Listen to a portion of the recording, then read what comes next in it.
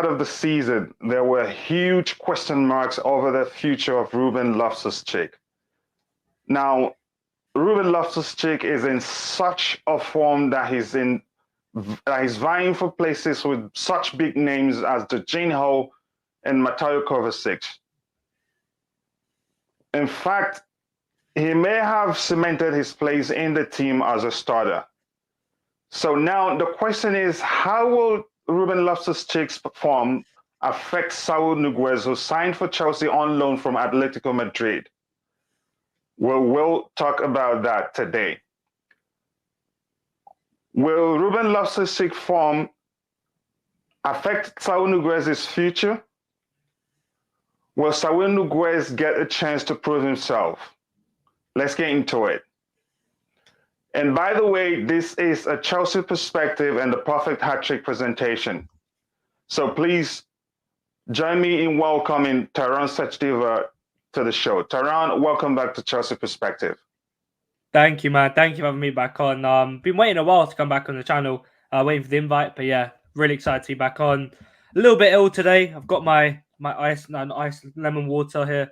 And if I cough a bit, just allow me. But yeah, really excited to get into this topic and excited to see you again, mate. Yeah, nice to see you. It's always awesome to talk football with you. And sorry to hear that you're not feeling well. And that shows how dedicated you are to football in general. Even though you're not feeling well, you still found time to be here to present this important topic with me. And thank you very much, man. And hopefully you get better because we have so much more to do together. So yeah, welcome.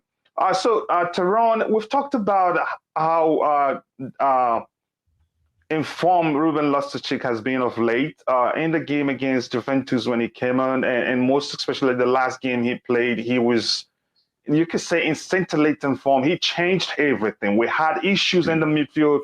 We were not able to progress the ball against Manchester City, who pressed us aggressively, who seemed as if they started preparing for the game immediately after they lost the Champions League final to us. And against Juventus, who defended very deep, it seemed as if we weren't able to do anything until he came on. He was able to drive with the ball from the midfield towards our opponent's half, and he was great. So I want to get your thoughts on his form. What do you think, Taron? I'm so surprised. I'm honestly so happily surprised that he's come back. And every single game he's played so far, under Tuchel this season, he's been outstanding. He provides something different. I always thought we need someone in midfield to dictate, just sit there and control the possession. But now we have someone who can do that, but also he can make driving runs forward and create danger in the attack. So a massive breath of fresh air. I'm getting vibes of the Sarri days and how amazing he was back then. It's crazy to see. Last season he didn't really play much at Fulham, and now he's come back and he looks like, a similar player. So the Man City game, I was live at the stadium. I saw the atmosphere change when he came on. Absolute great driving runs forward, taking people on, and just, showed a bit of oomph, injecting some pace into our game. He really tried to do that. And the Aston Villa game in the Carabao Cup, I thought he was absolutely superb, playing in a deep line midfield role. But then I thought, if people try and press him, he's too strong to just lose possession, which we saw Saul in the Villa game in the Premier League, which was a bit of an issue. So yeah, it's a massive breath of fresh air. I'm really happy for him. And right now, I'd say he's undroppable in our team. And even if that means our UEFA Men's Player of the Year's dropped, N'Golo Kante, well, that's a bit extreme, but you get me. He's just been a breath of fresh air. And, oh, wow, it's just beautiful to see, to be honest. Yeah, absolutely. It is beautiful to see that he's regained his form, you could argue that, because it's not just once, he's done it like 2-3 times right now. So it's all clear to us that he's back to, you could argue he's back to his best, or even better, because he's added so much to his game since under Thomas Tuchel.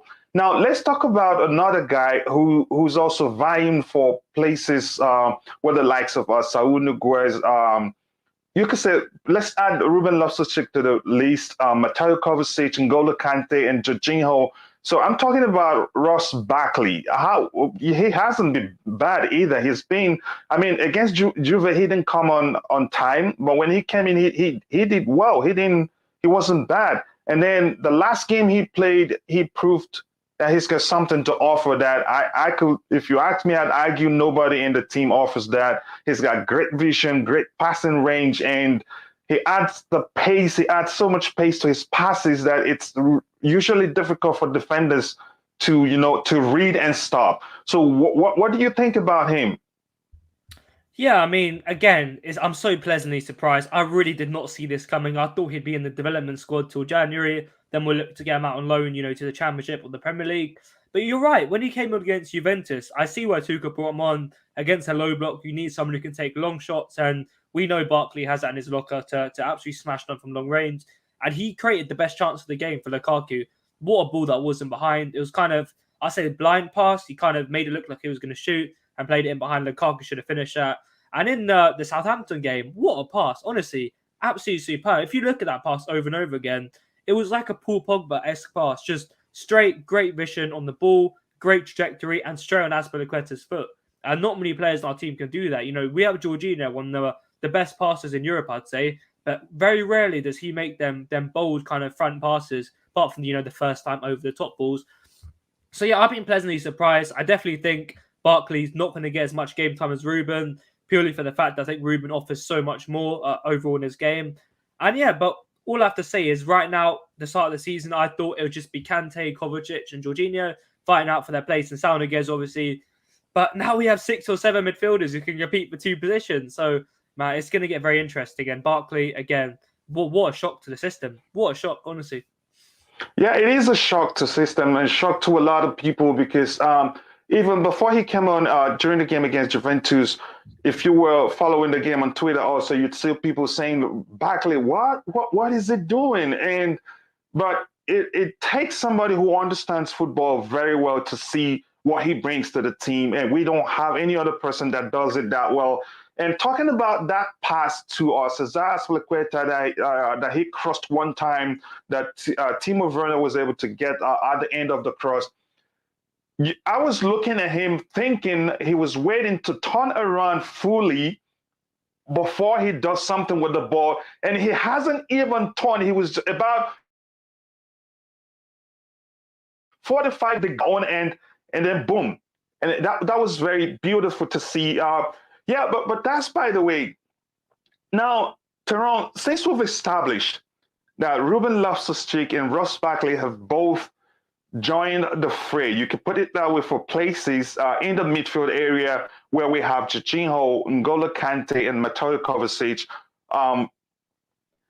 Now, how do you think that will affect Saul Niguez? Or first of all, let's say, do you think they've done better? It's because numbers don't lie. And the eye test also don't lie. We've seen it ourselves. They've done better than Saul did in the game that he's played. What you have to say about that? I mean, it's so unfortunate for Saul that he has not been given the time to adapt to the Premier League whatsoever. He was given, 2 games? And straight away, who would guess it? Ruben Opportunities comes in and performs an absolute blinder. Same with Ross Barkley. You have to feel bad for him at this stage. He was promised to play in the midfield role. He was promised to get back to his best at Chelsea on loan. But now you can't really blame Tuchel because he has midfielders above Saul who are performing right now. I know you might feel sentimental towards Saul that you need to get him back to his best. But right now, I think all fans can agree with me. All I care about is getting results. And if that means Ruben or Barkley are getting minutes over Saul, unfortunately, that means that he can't start. We are Chelsea Football Club. You know what we expect from our players, all levels. So, yeah, it's unfortunate. I'm sure Saul will get more opportunities. That's definitely not by the way that people think that he's just finished already. Ruben's come back, Barkley's come back, and we still have Kante to come back. But Saul is not finished. He will get more chances, and he will come good very, very soon. And once he starts to perform well, then you're looking at your fingers, and you have Saul playing well. You have Ruben, you have Barkley, you have 3 world-class midfielders. So where's the kind of, the balance going to be in January? So, yeah, I think he will get more opportunities. He will come good. The Southampton game in the Carabao Cup is what I'm kind of looking at for him to play well. I thought he was decent in the Villa game in the Carabao. I thought he was okay. He made some good forward runs. He was very neat on the ball. And yeah, but in the deep lying midfield role, we have Ruben who can play there. We have Kante. All of our players can play there. But Saul, for me, he just doesn't have the physicality, the adaptation to the league quite yet. If you get what I mean, he's a bit susceptible to critical ball losses. So yeah, right now it's unfortunate for him, but don't write this man off because he's been on his day one of the best midfielders in Europe, and he will come good. Yeah, I mean, nobody's. I'm not trying to write him off or argue that he doesn't have a place at the team, but sometimes circumstances, just you could say becomes a barrier, to one's path to the first team. Let's put it that way. But before we continue, I'd like us to take this question because we have people in the chat, and this Stav here brings a brilliant point here. He says Ruben Loftus-Cheek grew up at Chelsea Football Club. He plays for the badge with his heart. Saul is more box to box, still needs time. What's your thought on that comment there? I mean, I definitely don't think if someone's, grew up at Chelsea, it means they should get game time. First of all, I think that whoever's playing well gets to deserve minutes, in my opinion. It's not just about, but I understand what the point is kind of, making to say Loftus-Cheek obviously knows what it's about to be a Chelsea player. He knows that if you don't play well every minute you get, unfortunately, it could be a long journey back into the first team for you. And we saw that with many players last season. Alonso and the Lampard Kepa, they just didn't get their chance after poor performances. So I get what you mean, Terry Luis. I get everything that he plays. He plays with his heart on the badge. He plays with passion. He drives forward, and he shows that almost like the proper Chelsea, if you get what I mean. And yeah, this is what I was saying before. Sal needs more time to adapt. Unless you're a world-class football player, you can't come from La Liga to the Premier League and suddenly start playing like prime Patrick Vieira. Do you get what I mean? So that's what I'm saying. And that's what I'm saying again. You don't have time to adapt in this league, unfortunately, right now. You don't have time to adapt. We're in a title race. We can't afford to give players minutes just for the basic, fact of it, just because he's on loan. We need to put the best players on the pitch at all times. And if Ruben is playing better, then we're starting him, and Sal has to make his way back into the team. All I can say that he can do right now is perform really well on the training ground every single time he gets there. Sal, I believe, wasn't selected by Spain, so he will have time with Tuchel for the next few weeks to understand a bit more about what he's about, get his positional sense a bit better. And then every single chance you get on that pitch, Sal, you need to be playing with your heart on the badge, as this comment says. A very good comment. Yeah, it's an excellent comment there from Style. And again, you made a great point. Since he's not traveling for international assignment, he gets a chance to work mainly with Tuchel, and that's an opportunity for him to like learn how the manager wants him to play, and then be ready. And given that he's not traveling, that's a great opportunity because usually when players come back from international duty, managers often give chances to those who stayed back or those that did not travel. And it's a great opportunity for him to start probably alongside N'Golo Kante and Ruben Loftus-Cheek. That's the three of them can play together, if you ask me. Yeah, and that's, by the way, and truly, Almighty Blues, yes, we were all surprised by Barkley coming on versus Juventus over Werner. And even we now know why maybe, yeah, him and Lukaku have a connection. Yeah, they have a history at Everton too. So great point right there. So Taron, now, given what we've learned about Barkley's and Ruben Loftus-Cheek's, let's say, re-emergence and what they've shown they can do, and it looks like they've shown, like Tuchel have said, and during pre-match of some, I don't recall when, he says they don't feel the pressure. And that's great to see, and that's important. When you don't feel pressure, you perform very well. But that's, by the way, we've established now that, and I know you agree with me that numbers don't lie, and eye test. It's usually we get the truth from that. So now, where does that leave Saul Niguez? Forget about his preferred position or his natural position, if you like. Where does that leave him in the pecking order, given the situation right now? Bottom. Right now, he's bottom of the pecking order in our midfield. Unfortunately, I have to be frankly honest and say Barkley has, made a crucial key pass in the game he's come on. Two key passes, in fact. Ruben Loftus-Cheek got an assist against Southampton and was, for me, probably man the match on the day. You can even say that behind maybe Werner and probably another player in the defence, Chalobah. And yeah, Kante, I don't care how bad he plays. For me, Kante is one of our only world-class players. If he's fit, he starts for me. Jorginho and Kovacic, I think, UEFA Player of the Year. And Kovacic has been immense this season. So right now, unfortunately, Sal is bottom of the pecking order. But that's just a short-term thing at the minute. Players come in form, they dip out of form. Unless you're world-class, you don't stay elite the whole season. You will have times where you drop off and you have a few poor games. And that's when Saul really needs to prove himself and put himself in a good position. And there's no way Saul won't play any more games this season. Like I said, the Southampton game in the Cup, I feel like he will play. The Malmo game in the Champions League, there could be a possibility. I'm going to that game as well, so I'll let you guys know in the channel as well. So yeah, I don't think he's gone. I know from what I've seen of him at Atletico Madrid, he does have what is in him to definitely start for Chelsea on his best day. He has different capabilities that not many players in this team have. He's great defensively. He can really score great goals. He's great going forward. His balance is kind of perfect on his day. So yeah, right now he's bottom, but players coming in out of form. Barkley, we know how inconsistent Ross Barkley is. We can't start gassing up Barkley next. But that may actually change. That may actually change under Tuchel. Tuchel has proven that, like Grintoff would say, he's proven that he can turn water into wine. That may change. You never know. It's true.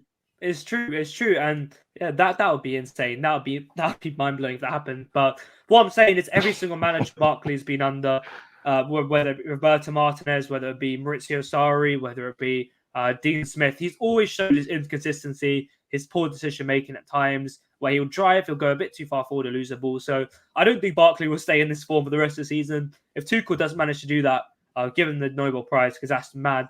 And yeah, I think Ruben Loftus-Cheek will dip in and out of form. He's still coming back from that injury, in my opinion, so he might still have inconsistencies in his game. Jorginho, not good for me the whole season. He does have times where he drops off. So that's when Saul can come in and prove himself as the great midfielder. And yeah, I'm sure he'll have a good spell as well. But right now, I'm edging towards maybe his permanent deal not really happening. Yeah, well, like you said before, there's still time. He could turn things around. We all know how good he can be, and hopefully it happens for him. I wish him well. But before we move to the next question, Taron, this comment right here is very, very good. It said, I watched that goal again today. Barkley was really good because had it been Cover who was on the ball, he would have gone to some backwards or just sideways and not aim to be, or even if it tries to get Aspilicueta, it would have been slow. It wouldn't have been that quick. It would have been slow, so slow, and the defenders would have gotten to it before he reaches Aspilicueta. What you have to say about that? Yeah, for me, it was a perfect weight on the pass. It allowed Aspilicueta to put a first-time ball into the box. He didn't need to take a touch, and if he could have took a touch, Werner could have got offside again. The defender could have got there, and it would have been disallowed. But he put the perfect weight on it that allowed the goal to really flow. And yeah, I've watched that goal maybe about 15, 20 times already. It's such a great goal. And yeah, not many players in our team, I say, have the vision that Barkley does have on his day. We know that Barkley was dubbed one of the best young midfielders in England at Everton in the Sarri days. He was amazing, but I still have my feeling that it's a consistency with him. But nonetheless, in the Juve game, I thought he was superb. In the Southampton game, he was superb. And if he continues this good form, Tuchel has an issue. But yeah, right now I'm still saying that, I'm still wary of Barkley, and consistency could be an issue. Yeah, you're pretty serious about not trusting his consistency, but we'll see what happens. And I'm seeing some great questions in the chat, and we'll get to them one by one. Hopefully, Taron stays strong enough for us to continue, but I think he's doing good so far. Before we continue, I'd like to read this Phantom of Many Topics statement saying, I like Rubens who is on loan. The point I'm picking from that, it's a good thing.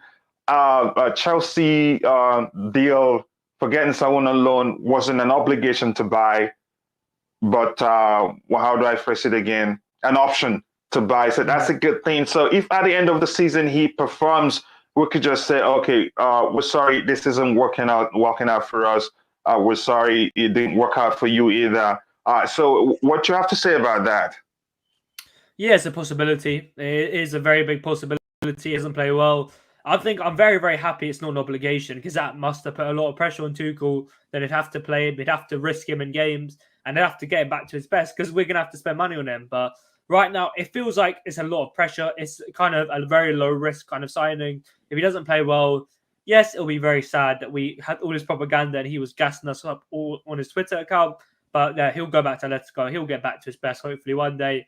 But if he does play well, then it'll be 10 times better, because we've got to play it as a low-risk signing. And he's shocked everyone. He's riding competition. He's made everyone play better to try and get ahead of him in the team.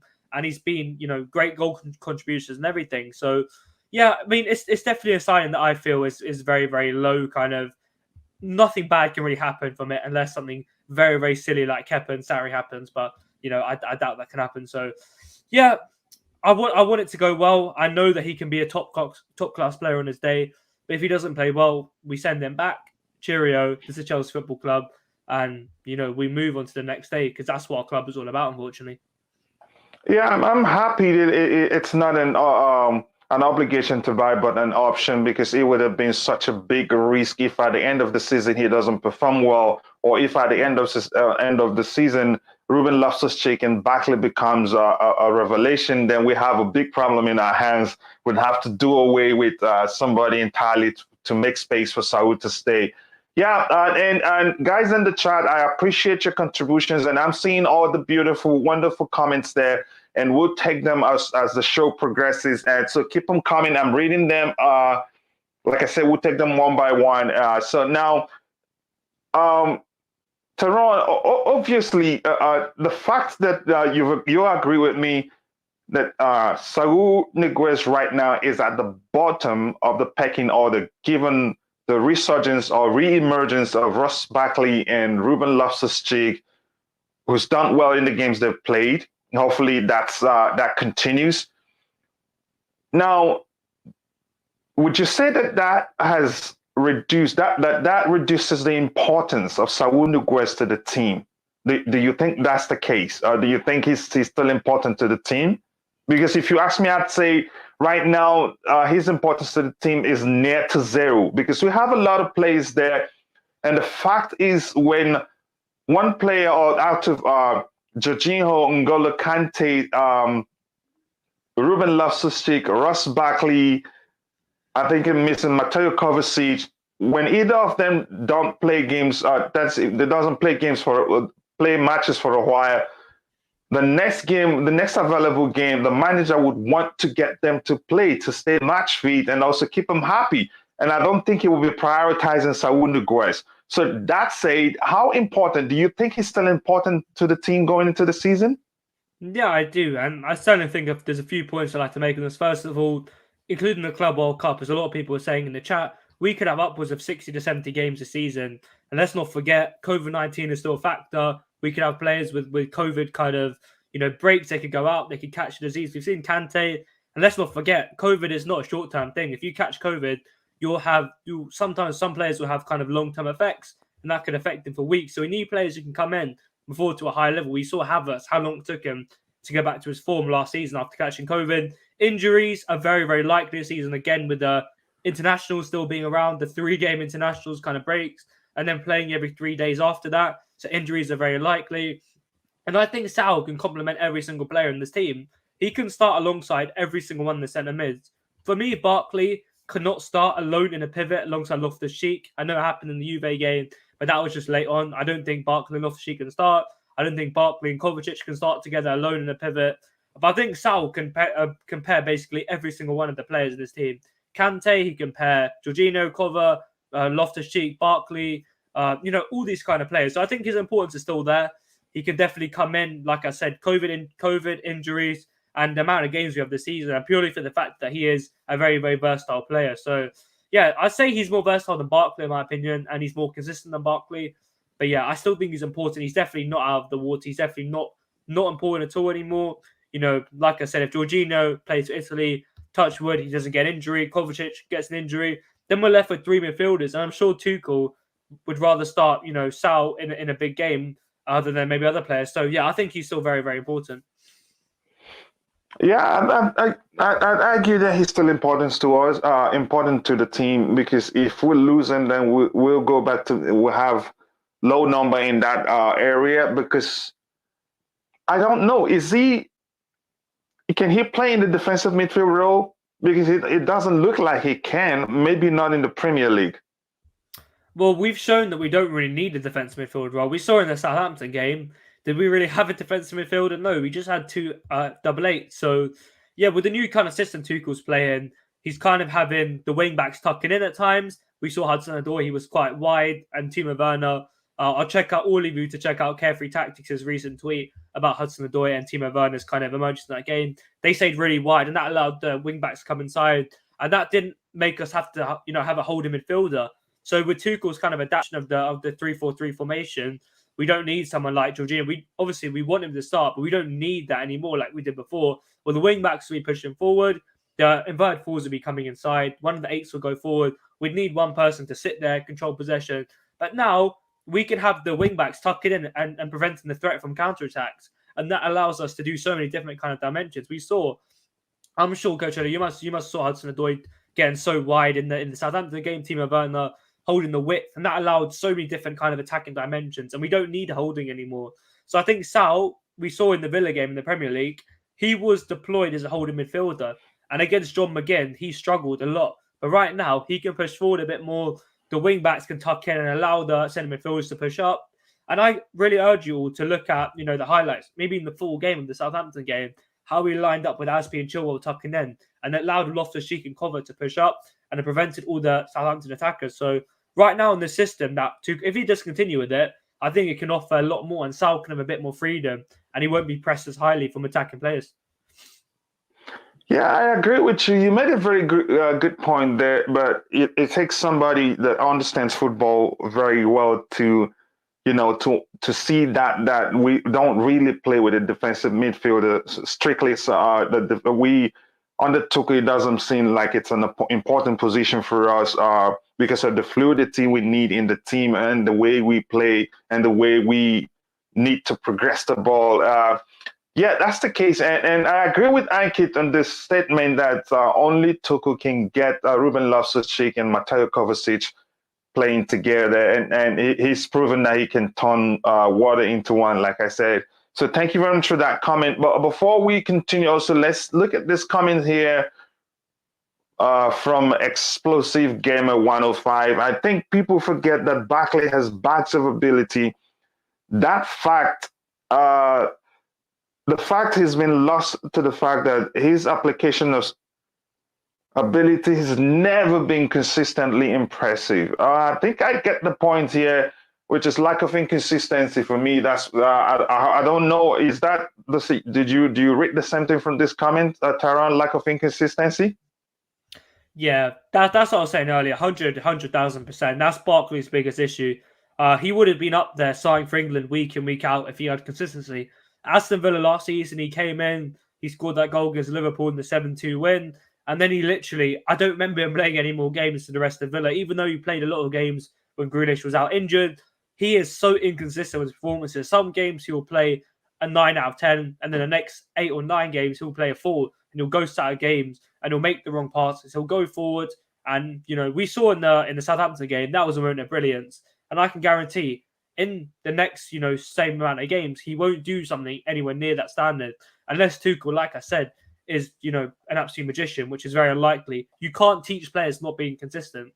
It's simple as that. You can train them to be better. You can train them to be great players and do what you have to do. But you can't tell players to show more integrity, to make the right decision, to play a bit better on that pitch at the time. So, yeah, that's his biggest problem. And that is why I'm still not convinced on Barkley. Like a lot of fans are saying they want him to start a lot more games after that pass, but I'm telling you now, Barkley is very, very consistent. And, Bobby is saying it's injuries. Yeah, I understand he's had injuries in his career, but for Villa, if you watch his games, he was so inconsistent. Maurizio Sarri's Chelsea, he had a few games, and he was so inconsistent. Even at Everton, towards the end of his Everton spell, he was so inconsistent, despite showing so many early signs of promise. And that's not his fault. That he's inconsistent. He can do everything to work on that. And he's obviously not that's the reason why he's not a world-class player right now. But that is a limit some players can go at. And that he needs to fix that, in my opinion. Yeah, great point right there. Yeah, okay, let's just move on. I think we can all agree that Ross Barkley he's played this game for a long time now, and we all have not seen him being consistent for like at least one whole season without one thing or the other happening. So yeah, I don't blame anybody arguing that he's never been inconsistent when for whatever team he plays for. So that being said, Taron, let's be truthful now. One could argue that things probably don't look good for Saul at this point, but let me ask you now, do you think there's still a way back for him. If you think so, please can you explain how? How will he? What can he do to get back into the team and then play as often as maybe he had hoped he'll be playing when he signed for Chelsea? Yeah, like I said before, it's just every time you get minutes on the pitch, you have to play well. If you don't play well, you won't get more minutes. Every time you're on the training ground, you have to show that you're one of the best players there. You have to be on time. You have to be early.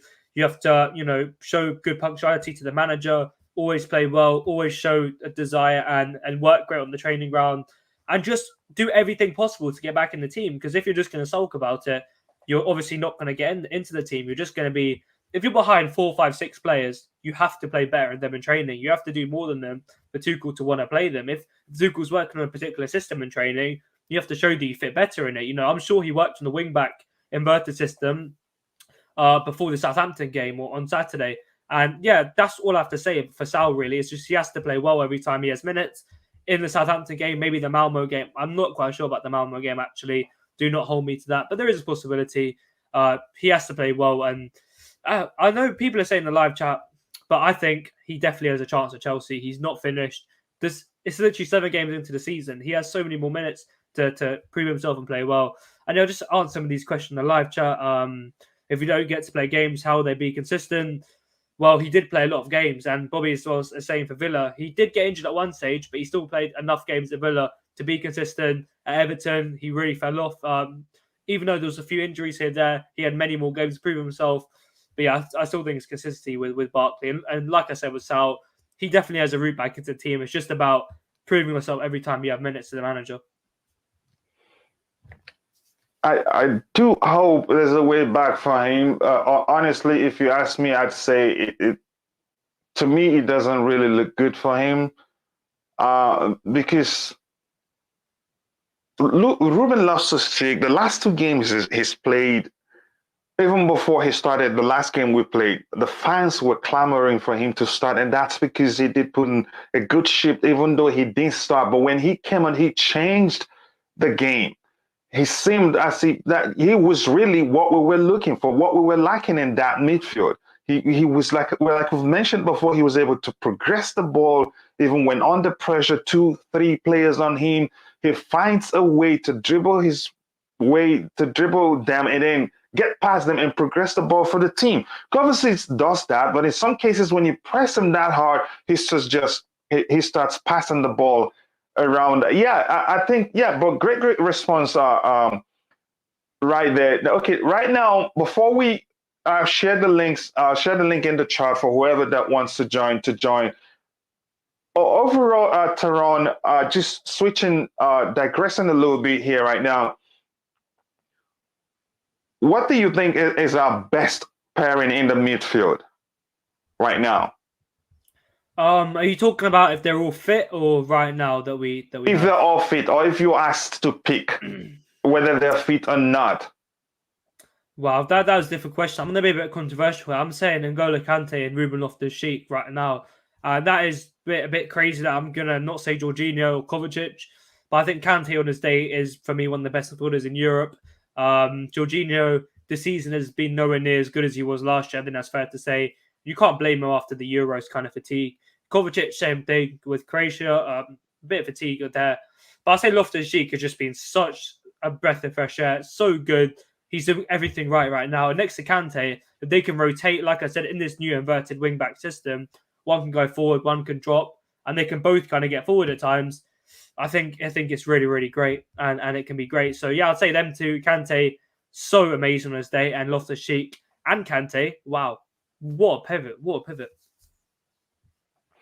Yeah, and that would be a great combo. Again, I don't know why. Let me ask you this question right now.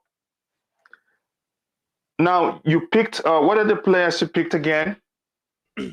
Kante and Loftus-Cheek. Kante and Loftus-Cheek. Mm-hmm. And who sits back between the two of them? I mentioned before, this new system, you don't need a sitter. You don't need a sitter in the system. You just need someone who can not sit as far back as Jorginho, but just anchor it a little bit. But the wing back is tucking in now to provide that defensive cover at times. and that allows, especially as Spilicueta was tucking in a lot in the Southampton game, and that allowed our wingers to get wider. So in this new system, we don't need a sitter, and yeah, that's what I'm saying. I think that would be a great pairing because to me, I'm always concerned if we have Thiago Silva in the middle of the three central defenders, we need a bit of protection from the midfield because even though he's good at reading the game, it will be risky to always allow the opposition players to get at him. Then we risk at them getting past him at some point in the game. So it's good that your combination has you have a combo of Kante, who's defensively minded, although and also Loftus-Cheek, who can help us drive the ball even when opponent presses aggressively or when opponents defend deep. That's good to see. I'd like to welcome Bobby to the stream and also Ankit. Welcome to the stream, guys. Hello, gentlemen. Hi. Thanks for having me, Coach. Hi, Bobby. Hi, Taron. Hi, Coachila. Yeah, you're very welcome. It's always good to have you guys participate in the stream with your great input and your knowledge of the game. So welcome. Before we continue, I'd like Taron, please, to take some time to tell us more, because this is a collaboration, a presentation of the Prophet Hat-Trick and Chelsea perspective. So I'd like Taron to take some time and tell us about the Prophet Hat-Trick. Yeah, the Perfect Hat-Trick is taking a little bit of a break right now due to other commitments. But yeah, the Perfect Hat-Trick still has a lot of, I'll say, recyclable content that you can still listen to right now. How Lukaku will benefit Chelsea. A lot of other different, all worldwide football content. It's not just about Chelsea. I do a lot of kind of about Man United, about different clubs in the Premier League, stuff like that. And then we'll have more very, very soon in the future. But yeah, I'm really happy to pair with Chelsea Perspective. Great channel. And yeah, just check out more stuff in the future. But right now, it's taking a bit of a backseat. But yeah, you can still go in there and find some great content. And we will be back very soon with Arvin. Yeah, guys, you can go check them out. Check the content out, like he said, and I'll provide the full information about the Prophet Hat-Trick in the description section once the video is ready. So yeah, thank you very much, Taron, for taking some time to tell us about the Prophet Hat-Trick. So Bobby, starting with you, what do you think about the current form of Ruben? Let me say the re-emergence of Ruben Loftus-Cheek and Ross Barkley, and how you think that will affect Saul Niguez's loan to our club? I think it's brilliant. I think it's excellent. Ruben, his injury is no secret, and the journey back for him from that kind of severe injury has been long, and it's beginning to pay fruit. His endeavor, his diligence, and of course the masterful training of Tuchel is bringing him to the fore. We all know what Ruben can do. He is that player. I call him the ultimate midfielder, because if Ruben stays fit this season, oh my God, we've got a serious player on our hands. Barkley, well, it's debatable. I understand why people are upset with his inconsistency, but I really believe that Barkley is one of those players that needs to be at least 90% fit to perform. Once Barkley's carrying niggles and things like that, it affects his form. And I hope and believe Tuchel will recognize that. I think Barkley, he may not always be a starter. He might get a starting opportunity in some rather, shall we say, minor games, but he's always going to be that player that can come on and make a big difference, like he did on Saturday with that pass. Saul Niguez, well, I don't know what to make of him. I was always suspicious of his loan when he came. I was wondering why Atletico would let go of a player that was supposed to have been ripping up trees for them. I don't know the ins and outs of it all, but I just hope he finds form, because this is going to be a mammoth season. Anything can happen, as has already been mentioned. We've had situations where we've had 2, 3 of our midfielders out, struggling, injuries, carrying injuries, forcing themselves to play. So we need everybody in the squad. We need everybody in the squad fit. We need everybody in the squad on form. And I hope he finds form because it will help us a lot. Yeah, very well said right there, Bobby. Even though not minding the re-emergence of Ruben Loftus-Cheek and Barkley, maybe I say maybe when I said Russ Barkley because he's shown that he can. I mean, he's never been consistent since I've known him. Even when he was younger, there's always one thing happening to him or the other. Yeah, thank you very much for taking some time to say that. And I'll come back to you with another question, a very important question. But I'd like Ike to have his say. Then I'll go to Taron to ask him that question also before I come to you, Bobby. So, Ike, what do you think? Yeah, firstly, thanks for having me. But yes, great discussion. This, see, as in honestly, just as fans, as football fans, we are reactionary. That is what our DNA is like. Uh, Loftus Cheek has been brilliant. Like I won't be happier than anyone else. Trust me on that. Like I used to go around streets telling that Loftus Cheek is the next Pogba and more. But he's just basically had three good games, very good games. As an impact, two were probably really impactful performances where we were not doing great as a team, and one was fantastic as a starter. Like I'm not counting the cup game here against Villa here. So imagine, like again, I think Couch Critic made a comment about limited opportunities. Like Loftus Cheek had those limited opportunities, and he has taken it, and just utilized the most of it. Now that is what Saul needs to take from Loftus-Cheek's book, and he needs to do that. Like he may get just a cup competition, he may get just the Champions League match against Malmo, but that is when, like I was mentioning the comments earlier, like what we miss even today after Loftus-Cheek's performance is goals from midfield. We don't have goals from midfield yet. So if in case Saul can prove that, and that was one of the attributes that Saul was actually got in for, like he can get those long shots in, he can probably directly work the goalkeeper from midfield. Like that is something that he can show in those matches, especially cup games are meant for that. So if he can get like a couple of worldies, who knows, like it's all about confidence. Loftus Cheek, we all knew in Fulham he had a lot of games, but he was played wide on the left, wide on the right.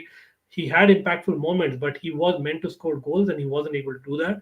In Chelsea now he's playing as a number 6, so now he feels that maybe he can impact the game much more from there, and that is what Tuchel has utilized him as. Saul should use his attributes, and for me, he still has a place in the squad.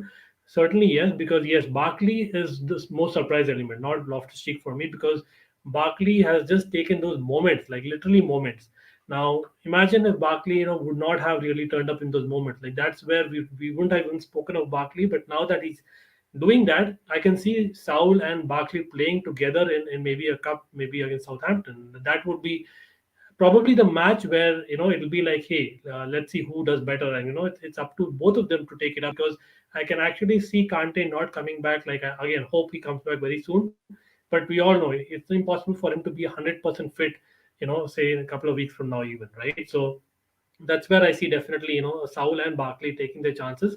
But yes, I would go with Taron and certainly start with Ruben Loftus-Cheek and Kante if everyone is fit. But Loftus-Cheek deserves a start for now. Yeah, I think the good thing about Tuchel, he gives everybody a chance. Once you're in the team, you get a chance. But you have to take it because he's proven that he's not afraid to ring changes. When you underperform, the next time you might not get a chance to play. Now, that's by the way. Now, so coming to you again, Taron, would you say let's take it back to Loftus-Cheek right now? Do you think he's done enough to start over the likes of Jorginho or even Mateo Kovacic? Yeah, it's controversial again, but I'd say yeah, definitely. And I know a lot of people are massive fans of Jorginho and Kovacic, but I just think Loftus-Cheek, like Bobby said, he's coming to his full potential right now. In my opinion, he's shown that he is a complete midfielder. He can make some great passes, he can cover ground, and he can also do more than some of our other midfielders do. He can make them driving runs, he can join the attack, and he can create chances. And Kovacic does do that, but then next few games, you don't really see it from him. The Man City game at home, I didn't really see that from him. So, yeah, I think right now he's done more to start over them.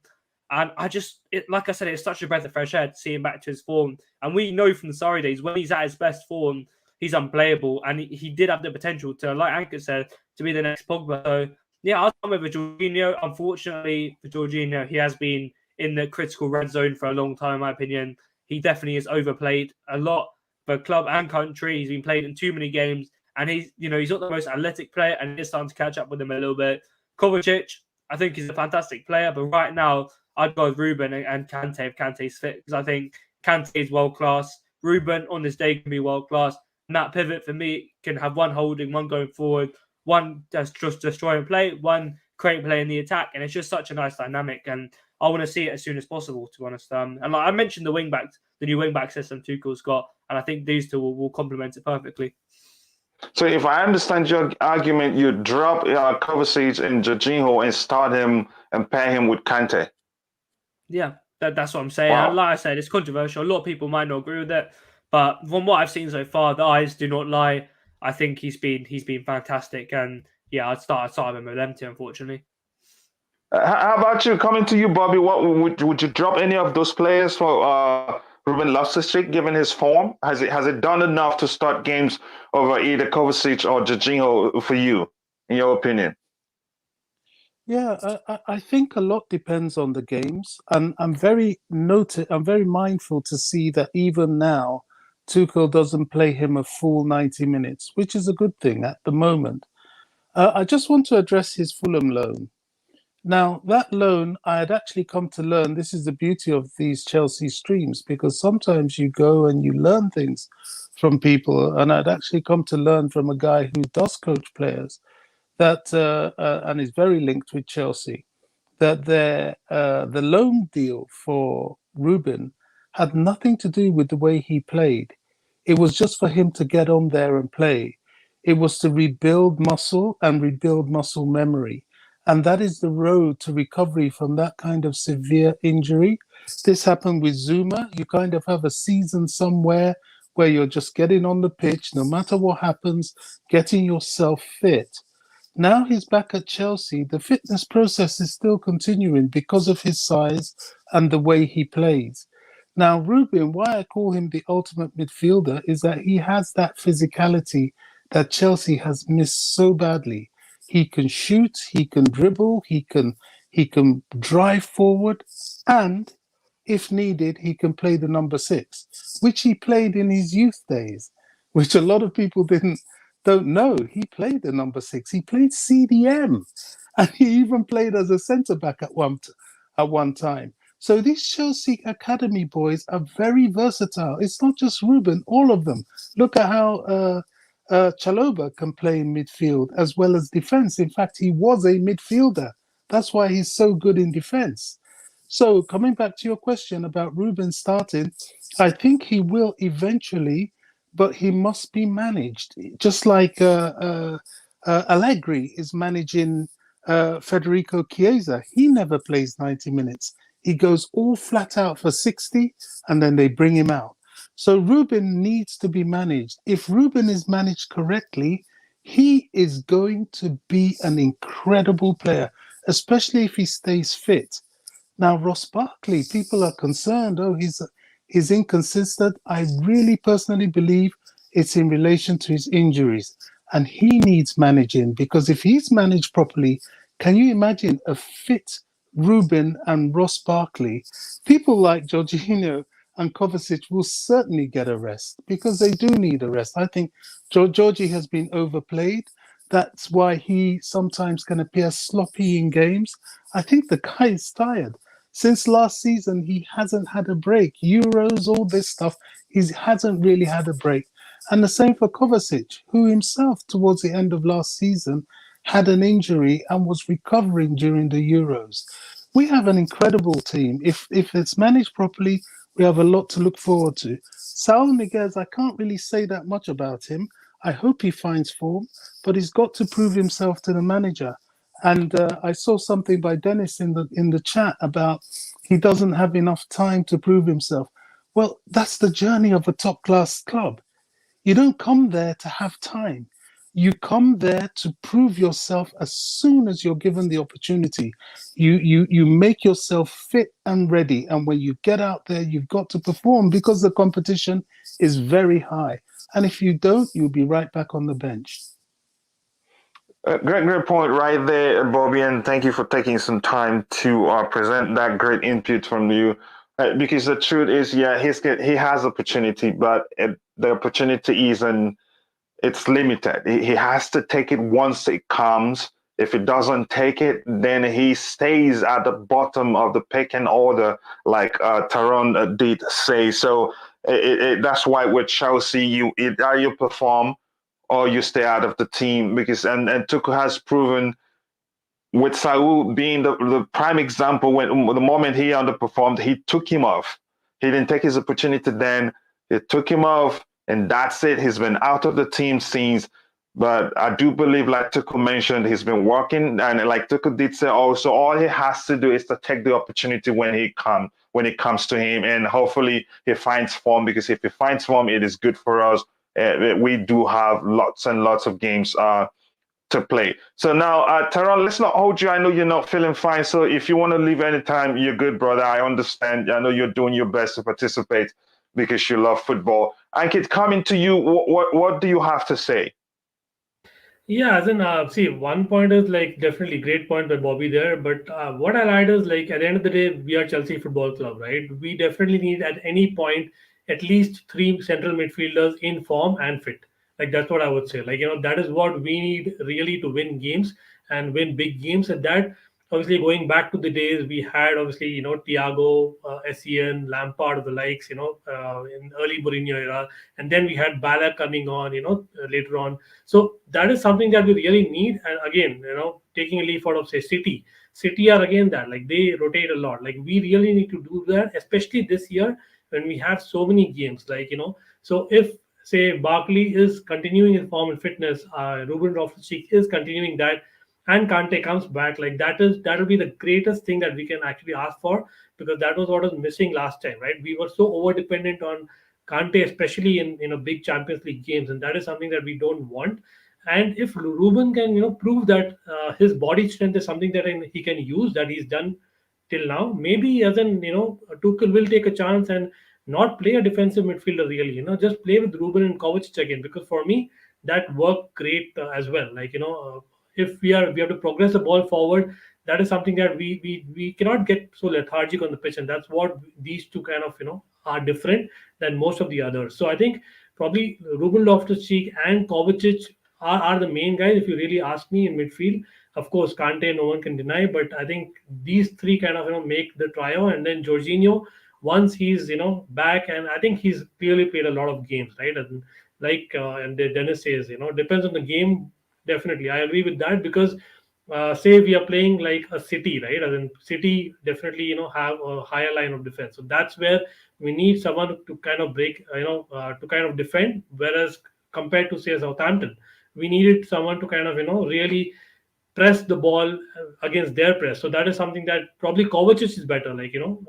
That is something that we need to really go with, and I think it's horses for courses.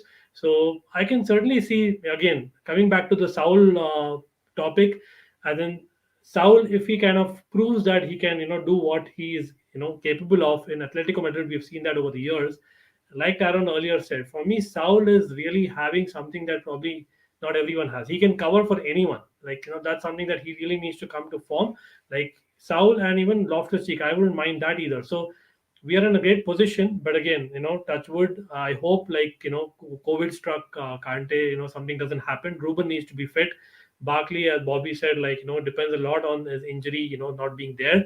So that just comes, and the confidence will come by itself. And yeah, then all directions go to the Club World Cup, because by the Club World Cup comes, we really need our midfield to be working, because at the end of the day, we just need our strikers to score the goals and win the cup. Yeah, great point also as usual, Ankit, and I appreciate you taking the time to offer that input. And what we're seeing right now is that I think majority of us have strong belief that Ruben Loftus-Cheek can start for either Kovacic or Jorginho, or even bench them both and start alongside Kante and still do well. But I think I strongly understand where Bobby is coming from, and with this comment right here on the screen that says depends on what the game calls for, because Toko seemed to make changes depending on the opponent we're facing, and his tactical. I think you could argue that his ability to switch up tactics and formation or personnel is the reason why we were able to get do as well we did this past season, and the main reason why we were able to win the Champions League. He was able to rotate the personnel strategically.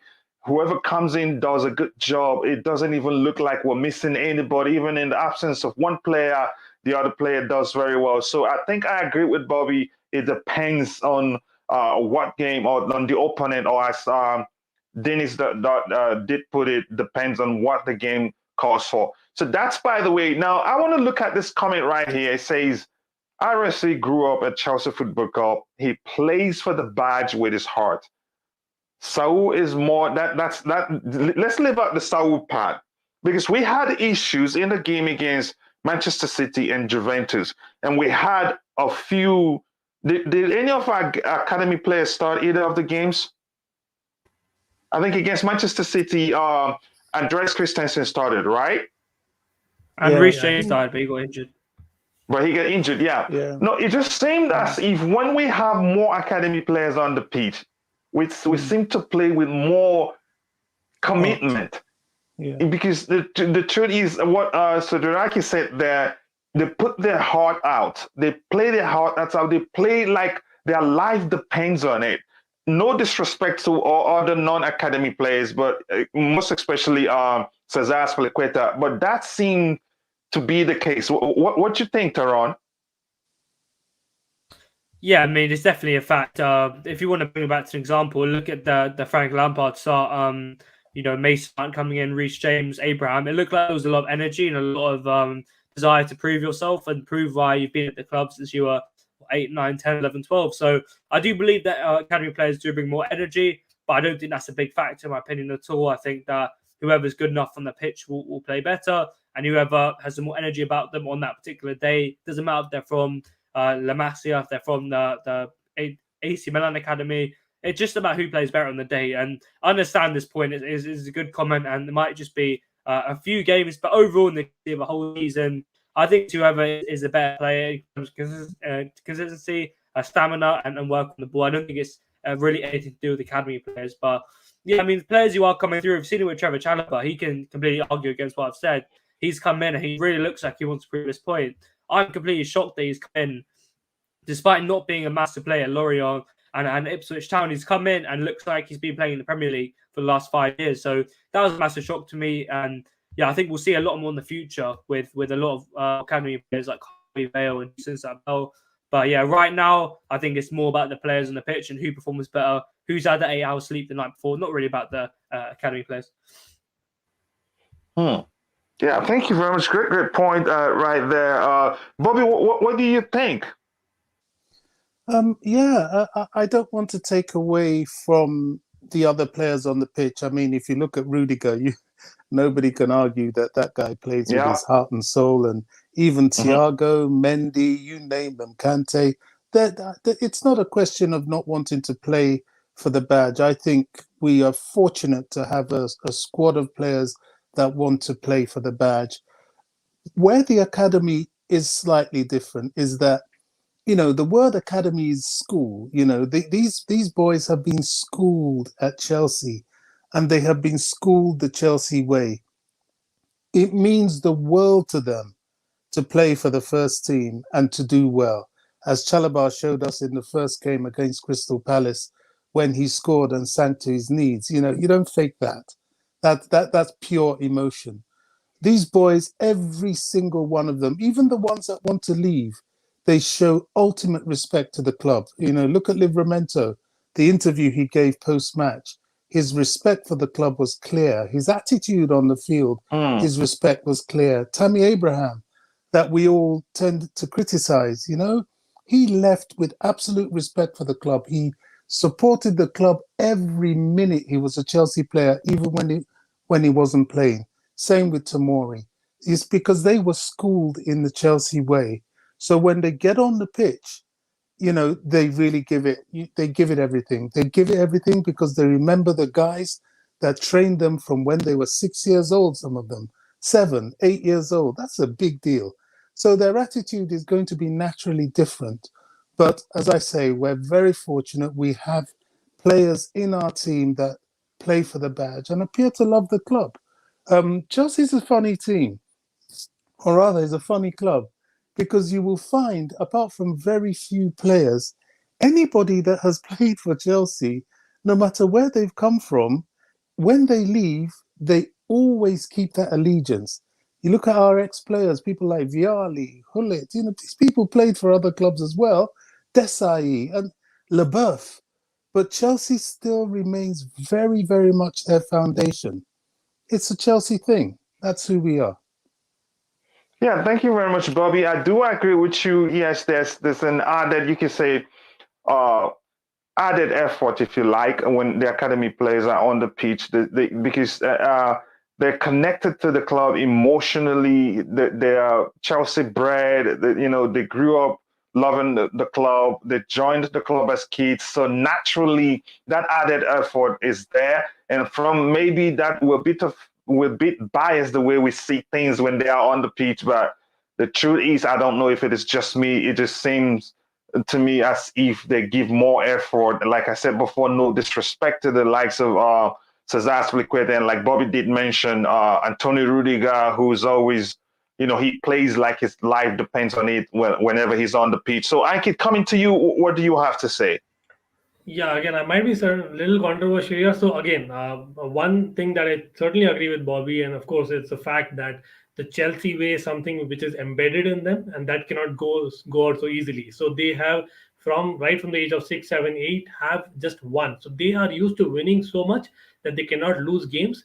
So more than I think, yeah, subconsciously, of course, you love your home. So Chelsea is their home, and that is why they give their all when it comes to the crunch moments. But even more so, I think they cannot stand losing. So they are just born winners. That's how they are, like almost, right? So they that's why they have to kind of give it that even more than others, because others are like it's more like a season for them, but for them maybe it's like they cannot lose a single game, and our academy has been like out of the world, right? And that's the level that they've maintained. Having said that, coming to the slightly controversial part, like I know that we can take names. Mason Mount is a great example. Plays with the heart on his sleeve all the time. Uh, Perfect example there. But I have like let's compare. Like Callum Hudson-Odoi. I mentioned earlier about we being reactionary. I think he's a classical case because trust me, all he's had for me as a neutral spectator, if I have to put my hat that way, is like he's had one good game. That's all he's had this season, really, if you ask me. So compare that to Werner. Why Werner has played much more? I know Werner is expected to score. We signed him for big money, but if you actually notice Werner, he runs and runs for his life. Like this guy runs forever, right? As in he gives it all, no matter what. And earlier days, I remember Torres when Torres was not in form. He used to just run and win the ball no matter what. Like I, as a fan, love Torres even though he didn't have great moments overall. Although I disagree with that, but see, that's the thing. When there are people, even Reece James can do much more with the physicality. He doesn't give that much more. So what I really assess overall is the confidence and the zeal they have to prove that they want to do well in that particular game. And it comes down to competition and confidence, really. Loftus-Cheek, again, great example. Like, I know he was coming back from a huge, injury, but that Brighton game last year, I know people will say that he was not even match fit, he was not in the right frame of mind. But honestly, the effort that I saw, or lack of effort in the Brighton game, at that point was probably the only time when I thought Loftus-Cheek doesn't deserve Chelsea Football Club. I'm being very honest here, right? As in just talking my heart here, right? I could see the lack of effort because he kind of had given up, saying that, oh, we've signed Havertz, we've signed whatnot. Havertz had a horrible game, that Brighton game last year, but he was still running. Loftus-Cheek wasn't. Like that was clear to see. And so there are a lot of examples. So it comes down to competition, and now Loftus-Cheek can see that, hey, in central midfield, we don't have what I have to the team. And this is probably my point to prove that, hey, I am here for Chelsea Football Club. And he's utilizing what all attributes he really has and he can do. And he's done that in the past. It's just that now with form, fitness, confidence, comes the competition also, and that's where he's kind of utilizing that. And Hudson-Odoi needs to definitely take a leaf out of his book. If he's played at right wing back, he should be running as much as what he did last match.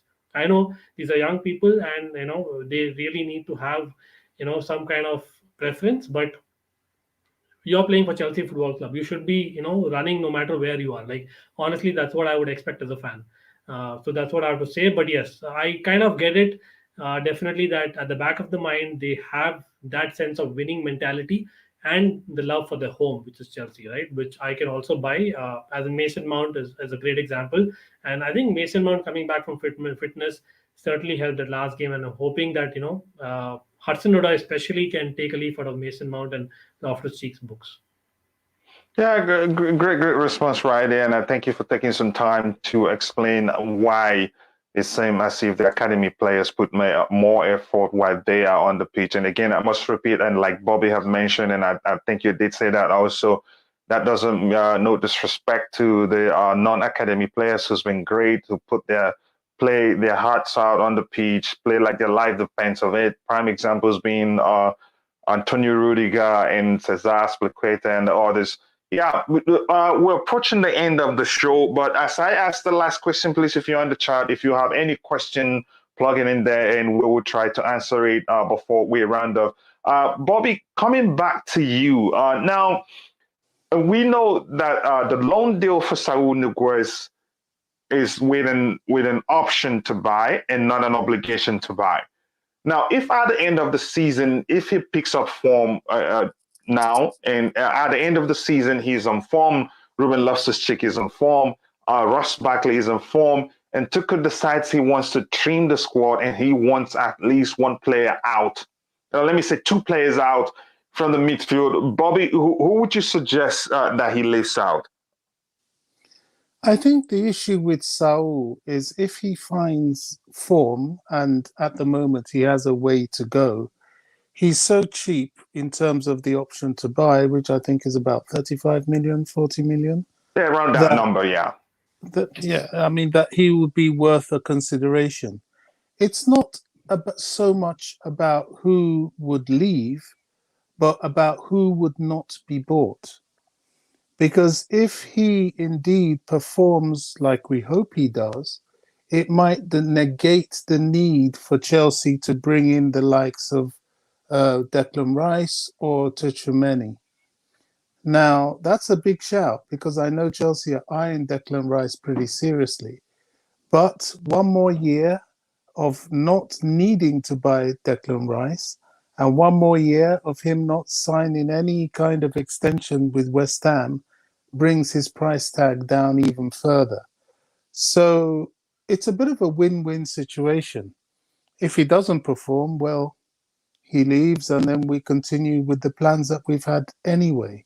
If he does perform, he's a bit of a bargain and we get him in and we hold fast on, pursuing the other midfield targets. So it's not necessarily that he threatens the midfielders that are there. It's just he will dictate the club's strategy to spend next summer. Your answer left me. I'm not sure how to respond to your answer. Bobby is always objective. I think it depends on what happens. Anyway, when we get to that bridge, we'll cross it. That's what I understand from Bobby's response. How about you, Ankit? What would you do if he picks form, and does really well, and at the end of the season, there's a need to drop two players from that midfield? If you were Thomas Tuchel, what would you do? Well, it's a tough call, definitely. Like I actually 100% agree with Bobby here because the only reason why Loftus-Cheek and Barkley, were there in the squad like right now, as in, are the fact that they did not get sold or they did not kind of, go on loan. And that kind of is Chelsea Football Club, whether we like it or not. That's how the business model has been more recently. That the top players definitely, are definitely not sellable, but everyone else, has a price. Like, let's be honest, like, there is a price, and we saw that with the youngsters, right? Especially the academy people who left. I know, there was a lot of controversy around it this summer, but at the end of the day, it's all worked out, at least until now. Hopefully it does work in long term. That's, jury's out, right? But again, I know Barkley, will not get a lot of game time compared to Loftus-Cheek. Again, I'm just predicting out there. So if, say, for example, we get a bidder for Barkley, we'll definitely let him go. But between, say, Loftus-Cheek and maybe a Jorginho, like, because that's where I see Jorginho with the age factor and Loftus-Cheek with the coming to form factor. So I'll probably say Jorginho will be let go, because I think once he kind of Wow. enters his 30s, he'll probably be let go, as much as he has very unique attributes again. But if you really see, every midfielder that we have today in Chelsea Football Club has unique attributes. Kovacic, what Kovacic can do, not anyone can do. And Kante is Kante, right? So Jorginho, again, the footballer of the year in terms of Europe. But for Premier League, like Bobby said earlier, right? If Loftus-Cheek finds his form, like, he is the person who has everything in him, but it's just that the big if. Now he has proven that over 3 games. He needs to prove that over 30 games over the season, right? And that's hopefully that he does. And then I can definitely see, because Chelsea would not be investing so much in Loftus-Cheek over the years in terms of medicals, etc., that they've done, just to kind of let him go on cheap. So for him to get that form and then not utilize him will also be criminal.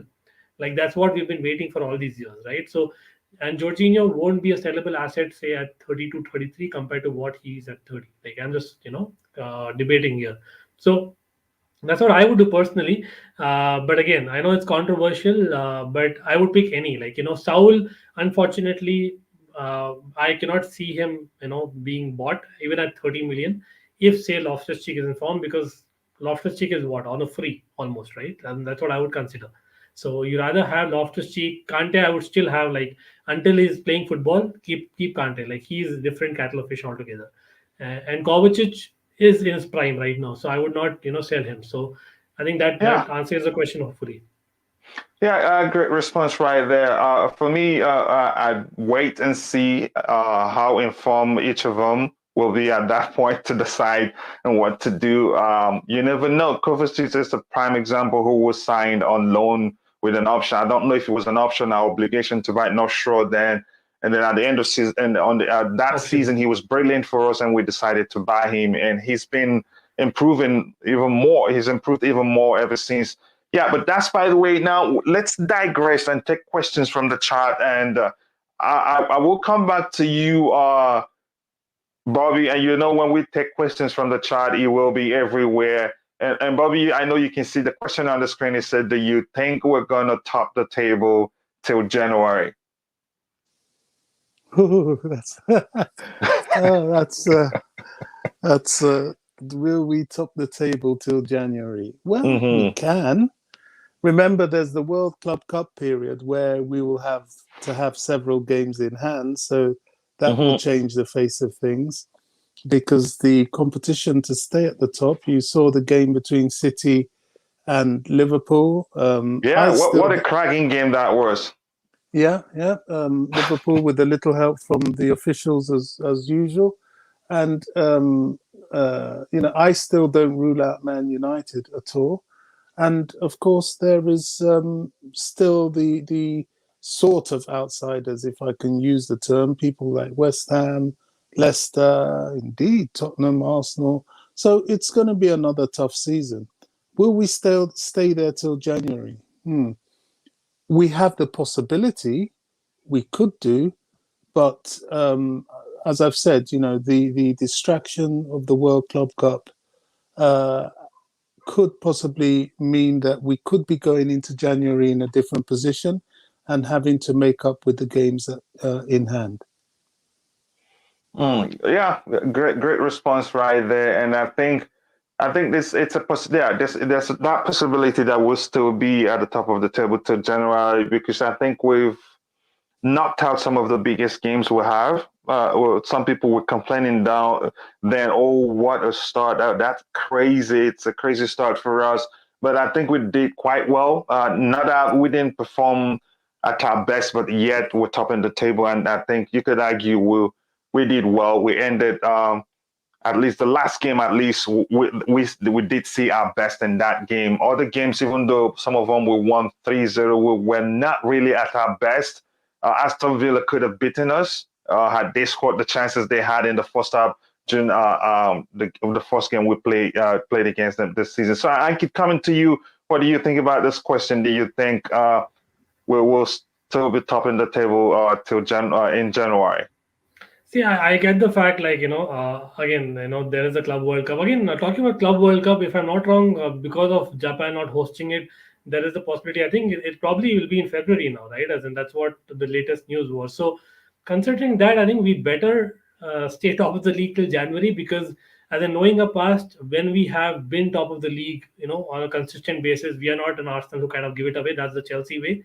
So I really believe that seeing the run of fixture that we have in the next few games, that is when we really need to come to the fore and take by the, things with the stuff of the neck, because that's where I think a Lukaku will really matter compared to what we were last year, and this will tell what we have this year compared to last year. So I can see us doing that really, and I really believe that if we do that, we'll win the league. I know that Stav in the comments has mentioned about not really fussed about we being at top in January, but for us it's kind of mattered. Like when we have been top in January, I think we won the league, if I'm not wrong. So that is something that I will certainly go strong on, and especially seeing the games that we've had and the games we're going to have. I think that's something that we really need as a squad. And again, going into the Cup World Cup, we need that confidence. When we had, I know it was under Benitez that we had, but we were so low on confidence the last time that we played the Club World Cup, because we weren't doing really well in the league as well. So that kind of matters also. So I hope that winning momentum is something that we will get, and I can see us being top in January. Yeah, thank you very much. That's a great response. So now we move to the next question we have in the chart. But before we continue, I'd like to inform everybody in the chart that I've stayed to this time in the stream.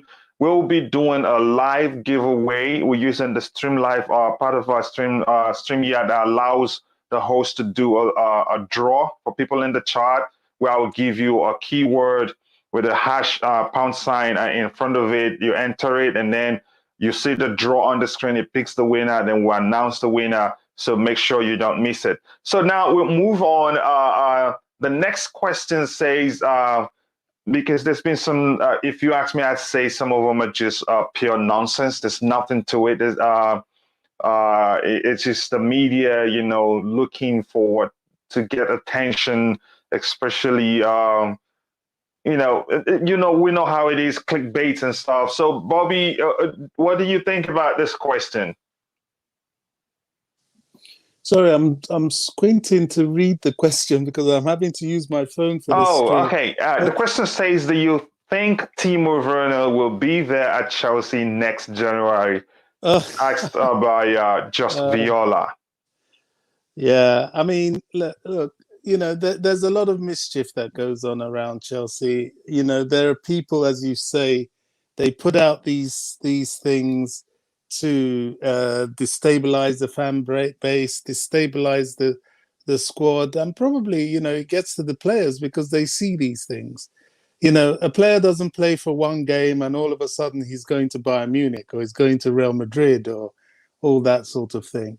Timo will be there in January. Timo will be at Chelsea till at least the summer, and I don't see him going anywhere in the summer either. Yes, he didn't start a few games. Well, so what? You've got a squad. You're supposed to use the squad. Remember, this is Tuchel's first full season, and he's beginning to exercise his squad to see the different possibilities, the different things he's tried in training. He knows about Timo, so he can keep him on the bench a little bit. He doesn't know that much about Lukaku, so he wants to see how he is with the other players. And look, it's fine. A simple answer to that is no, Timo will not be leaving in January. Yeah, I do not think so either. Ankit, how about you? Do you think he'll be leaving? Yeah, it's too early to even address the question, to be really honest, and with all due respect, because I'll tell you why. Timo Werner, and then we've all been waiting when Lukaku was signed. Imagine Werner and Lukaku together. That's what we've been telling in all our streams, right? They've had 120 minutes together till now. And in those 120 minutes, I think one of the games, Timo Werner was the man of the match. So that kind of tells you that they are still working up things. I know, I have to be very honest as well. Timo Werner has underwhelmed. I don't see the fact that other fans, like other club fans, criticize that Werner is a Morata, etc. No, he isn't a Morata, definitely. But at the same time, he has not proven to be a Drogba as well. I'm just kind of putting things out there because if you take things into perspective, if people don't watch every minute of every Chelsea game, he brings a lot to the team. Yes, he needs to add goals, but I think the partnership, the chemistry that he needs with Mount and Lukaku is only now that it will start to flourish. And let's hope that he does that. And again, I covered one of the news today like about, I think we are linked with Nkuku and things like that, because Chelsea are trying all the more to actually get Timo to function, like to get players who played with Werner, get him to kind of really be confident. And I don't know if you all saw, like I'm sure you all must have seen the video that was out on Chelsea TV, Mm-hmm. right? And this guy is funny as hell, and he's happy as hell. Like this guy's really happy, and I don't think there's even iota of doubt that Werner loves Chelsea. Even that one fan I know during preseason kind of called out on Werner, and we all saw the kind of support Werner got from the club and from everyone, in all our streams as well. So for me, it's really a minority calling for Timo Werner out, and as Bobby said, that is basically some kind of a driven, objective that is behind that, because Werner is only starting to flourish really, and I really hope that continues. Yeah, I do not think he will leave either. And you can see even when he doesn't score goals, you can see how much he's improved his runs. And so I think we're starting to play in a way that suits his style of play. That goal he scored against Southampton was a perfect Timo Werner goal. That's he gets in those good positions, but you need to put in the crosses as quick as possible because he's great. So yeah, I don't see him leaving, and that's something I picked out from Bobby's response. There seemed to be an agenda against Chelsea. They always find a way to see if they can destabilize our momentum or cause problems in the dressing room. And like Bobby said, these players do see these things, and it gets to them because they're humans.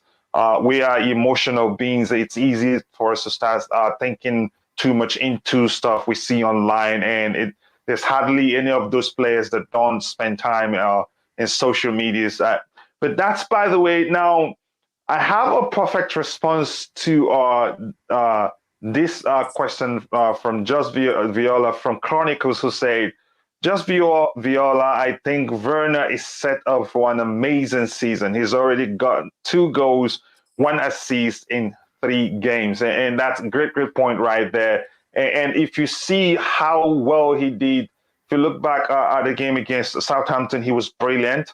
And to me, I don't care what the records say. The guy had 2 goals in that game because even Aspilicueta, even if he had committed a foul, why not wait until 2022 before you come back and say it wasn't a goal?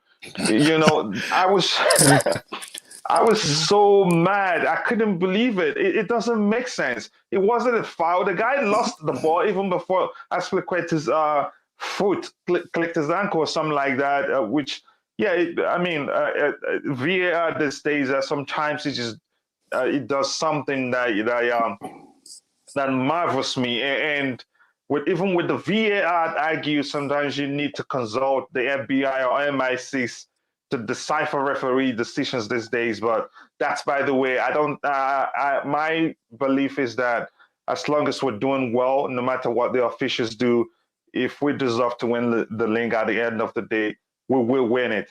And that brings us to some of the comments here before we round off. Man City now signing Kante will be a factor in them dropping points. That's a great point right there, and that's the truth.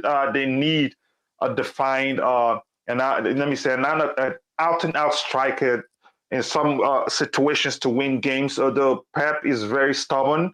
If you ask him, he'd say it doesn't matter, but we all know it does matter. They wanted Kane. Unfortunately for them, they were not able to get him. And we go to this comment here. It says, Saul is 25, 26. I envisage 1, 2 of the first 3 choices departing due to age, etc., etc. And that's the truth because Chelsea, with few exceptions, which is Thiago Silva, and probably N'Golo Kante would join that league of players that no matter their age, as long as they're still fit, the club will still give them contract that benefits them. I think some of these players in the midfield, when they age, I think the club might be reluctant to offer them new long-term contract or so, especially Jorginho. He's so controversial. It's not funny. As he ages, I see the club finding a way to say, okay, if you want to leave, well, goodbye.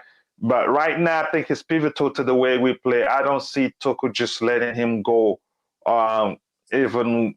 because like during the show, we established that he's been overplayed. He's played so many games for his country, for Chelsea, and you can see in some cases you can see that he's tired.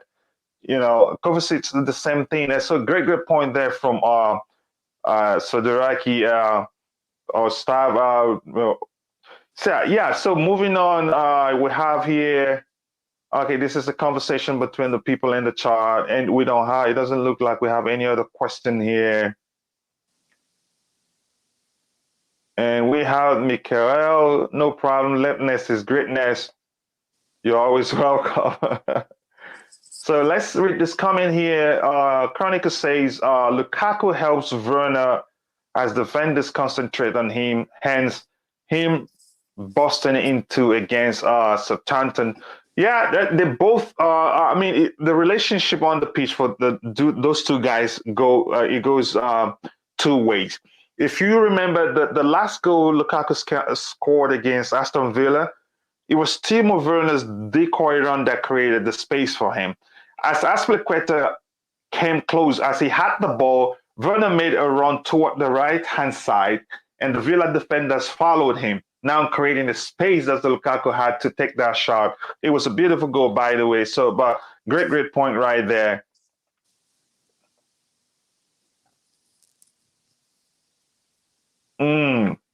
Yeah, I think we should talk about this one before we round off, because you could argue that Brentford they are giant killers, and they don't play like they're afraid of getting relegated. They play their style, and if you ask me, I don't see them defending deep. They attack, no matter who you are. Coming to you, Bobby. What do you think? Yeah, absolutely. Just before I get on to Brentford, I just want to quickly touch on something that Ankit touched on about Timo Werner. Yes. We all saw the video of the prank that Mason Mount and Jorginho played on him. I mean, it was classic. I loved it. I loved every bit of it. And you can see the spirit he brings into that team. They love him. Timo's an honest guy. You can see everything he does it with his heart. And that's why Chelsea fans, bless them, they cheered him on to score that second goal on Saturday, because they see his endeavor. They see he's not, there's nothing pretentious in Timo. What you see in Timo is what you get. Even when he misses chances, you just feel for him. So, Timo. I don't mean to cut you off, and that's highlights the difference between Timo Werner and Alvaro Morata. Yes. Morata isn't as hardworking as Timo Werner. Morata would miss a chance, and you see him with the shoulders down, arms down. If you see the signs that he's done. He's just emotionally, physically done. But Timo, he misses a chance. He keeps going, and that's so. Thank you very much, Bobby. And sorry, I didn't mean to cut you off. So go ahead. Yeah, that's true. I mean, you just got to love him just for who and how he is, his application. When it comes to Brentford, now, I've been watching Brentford.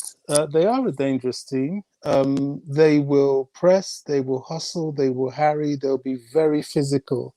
If I'm to equate them to anybody, I'll remember the Champions League game against Porto. They're not quite a Porto, but Porto were quite physical. And I'm expecting that from Brentford. The best thing about this is that I think at least 4 or 5 of the players for Chelsea that will play Brentford are already in camp, and they're at the training ground. And they're rehearsing whatever tactics Tuchel's going to put out against them. But we need to be careful with Brentford. They're that team.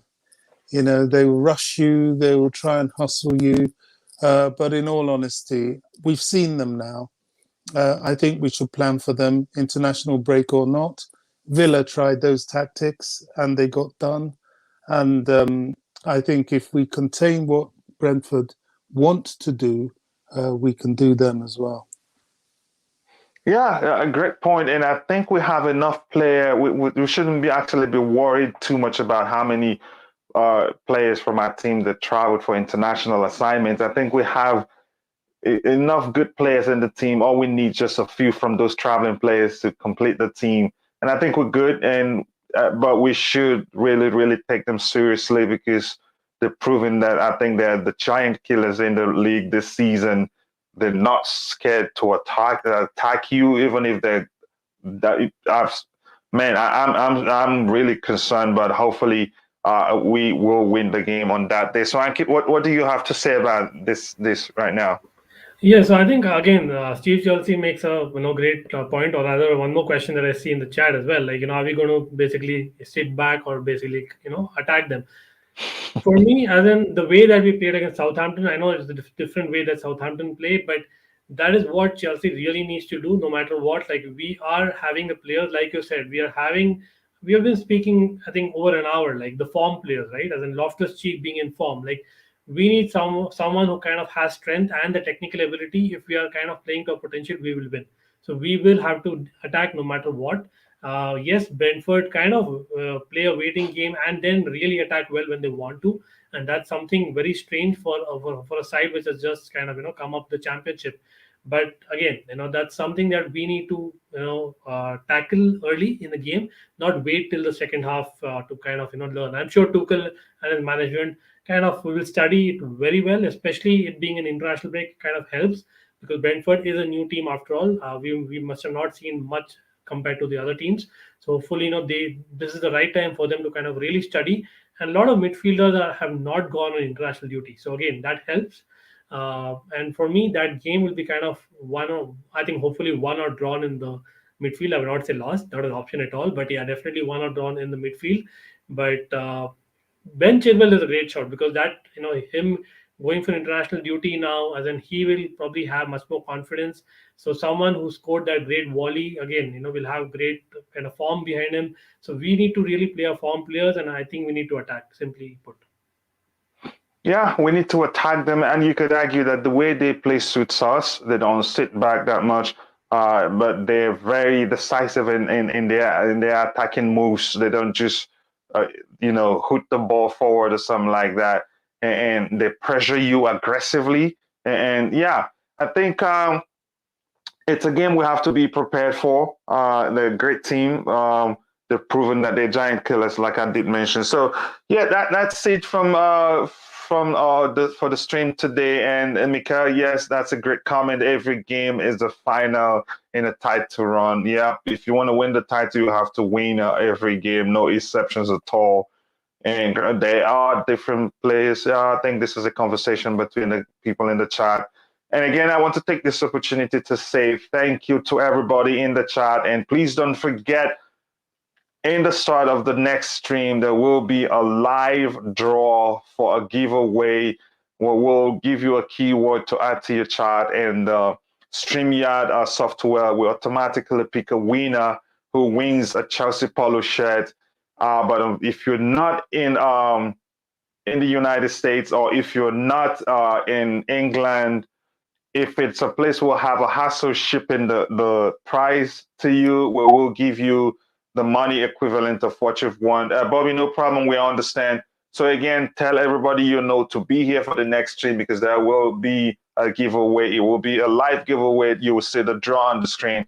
So yeah, people, Ankit, are you still there with us? Okay, it looks like we've also lost Ankit, and yeah, thank you very much. Thank you, Chronicles, for taking some time, and I'm glad you enjoy it. And please don't forget to tell us how we can do better. Thank you, guys. This is the point where I say goodbye, and please don't forget to smash that like button, subscribe to the channel if you haven't, and more importantly, click on the bell notification button so that you will be notified whenever we're planning this, or whenever we're planning to stream, or whenever I upload a new video. Again, my name is Coachila, and I look forward to seeing you guys in the next stream. Cheers.